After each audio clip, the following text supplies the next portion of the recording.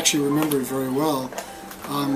In those days, the orientation program wasn't known as CalSO, it was known as CalPrep. And you lived in the residence halls for 2 or 3 days and went through a series of orientations. But I wanted to get here even earlier, and so when you were in high school, fraternities and sororities would write to people who had done a number of things. So I had been in student government, I'd played on the tennis team, I'd done a number of things. So I got all these invitations to come to Fraternity Rush. Those days I knew it was pretty unlikely that I would get accepted into a fraternity because fraternities and sororities were pretty much still segregated in those days. So I accepted the invitations just so I could get to Berkeley early. First day I arrived here, I walked up to Memorial Stadium and I went into the stadium and looked around and I thought, wow, this is big time. You know, I went to high school and all of a sudden here I'm at a university and I have their own football stadium on the campus. It's amazing. I think it was a romance from the moment I walked here. Berkeley was so eclectic and exciting and filled with colors and people and activity by contrast to the Southern California suburb that I lived in.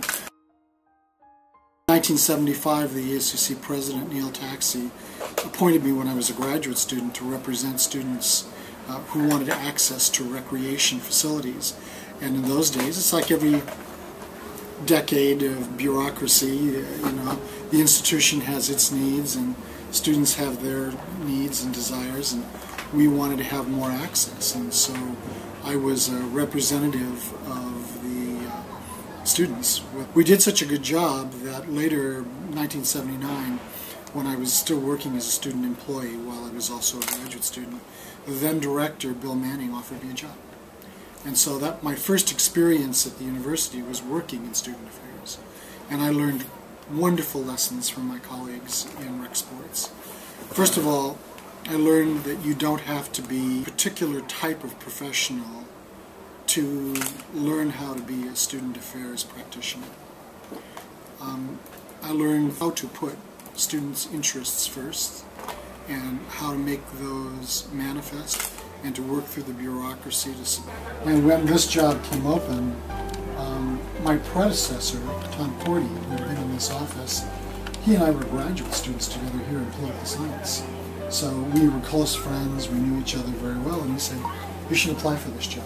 You know, you have the background for it. Because you run an auxiliary, you know something about providing services that are commercial, and you also have worked in student affairs, you're close to the students, and you know, you should consider it. I was fortunate, I got the job, and these last 5 years were a wonderful way for me to end my career at the university.